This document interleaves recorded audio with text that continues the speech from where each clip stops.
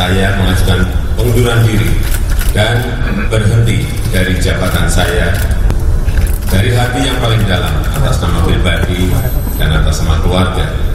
Saya menyampaikan permohonan maaf kepada seluruh lapisan masyarakat dan para anggota dewan apabila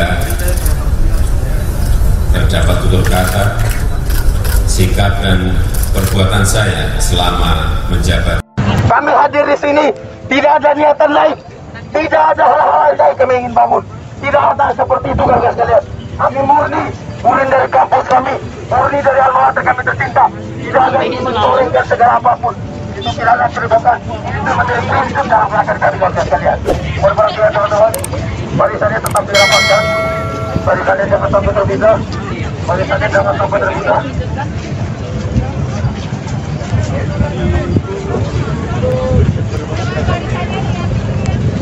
Jangan lu pendek,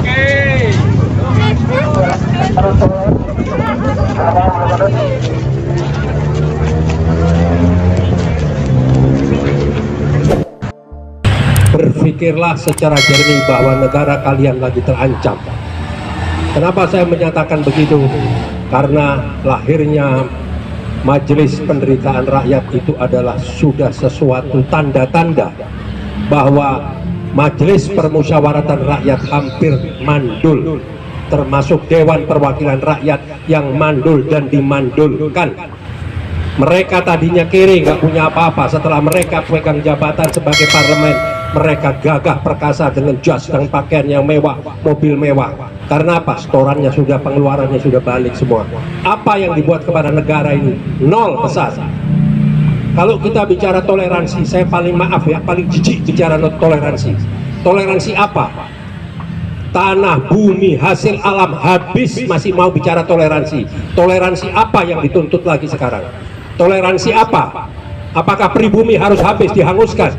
Tolong jangan berpikir kalau kita berjuang, umat Islam bersuara keras, ini adalah umat Islam selalu tidak bisa tenang. Tidak, karena umat Islam memang selalu ada di garda terdepan. Mari non-Islam yang akan berjuang bersama-sama, buktikan akan bersama dengan kita semuanya, berjuang demi menyelamatkan negara dan bangsa. Ini bukan main-main, ya.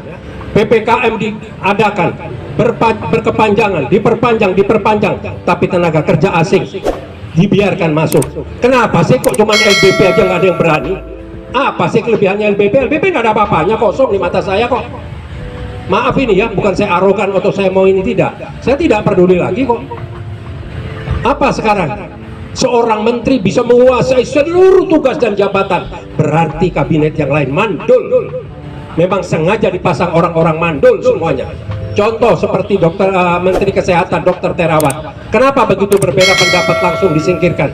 Dan kenapa penggantinya tidak lebih hebat dari Dr. Terawan? Karena Dr. Terawan adalah orang yang punya pengalaman dan pernah mengeluarkan satu metode stem cell yang pasiennya orang-orang kaya, orang-orang besar, orang-orang pejabat tinggi dengan biaya tinggi. Berarti dia tidak mau resiko, tapi yang lainnya mengandung resiko. Ini semua hanya siasat. Di mana ada perampokan yang sebelum dilakukan sudah dibuat payung hukumnya. Ini negara mau jadi dibawa kemana?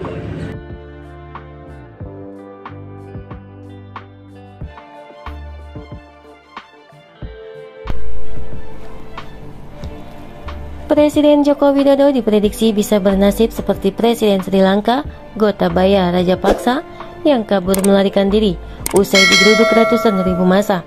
Alasannya, karena kemiskinan di rakyat kalangan bawah sudah sangat terasa. Begitu prediksi pakar kesejahteraan sosial Syahganda Nenggolan menanggapi aksi massa di Sri Lanka yang membuat Presiden Rajapaksa kabur dari singgasananya. Aksi terjadi karena masyarakat menganggap Rajapaksa gagal mengurus pemerintahan sehingga mengakibatkan krisis yang belum pernah terjadi sebelumnya. Sangat mungkin Presiden Jokowi bernasib seperti Presiden Rajapaksa, ujar Syahganda kepada kantor berita politik RMOL Minggu 10 Juli. Syahganda menilai sejumlah persoalan ekonomi telah melilit rakyat Indonesia. Hal ini bisa berkembang dan memicu kemarahan rakyat pada pemerintah.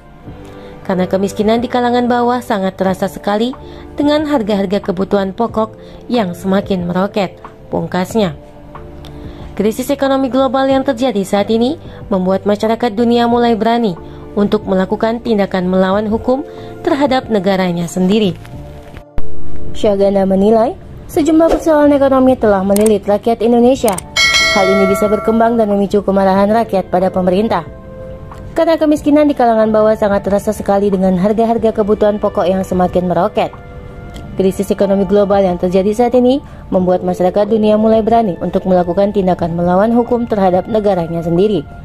Hal ini tercermin dalam dua peristiwa, yakni penembakan mantan Perdana Menteri Jepang Shinzo Abe dan aksi massa di rumah Presiden Sri Lanka Gotabaya Rajapaksa.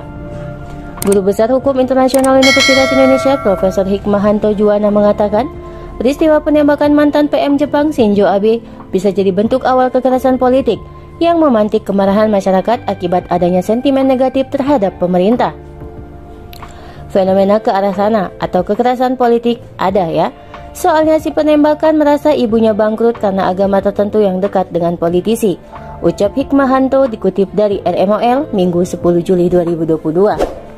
Rektor Universitas Jenderal Ahmad Yani ini juga melihat fenomena serupa di Sri Lanka, di mana protes dari rakyat berakibat rumah Presiden Sri Lanka diduduki massa karena kegagalan pengelolaan negara hingga terjebak pada krisis.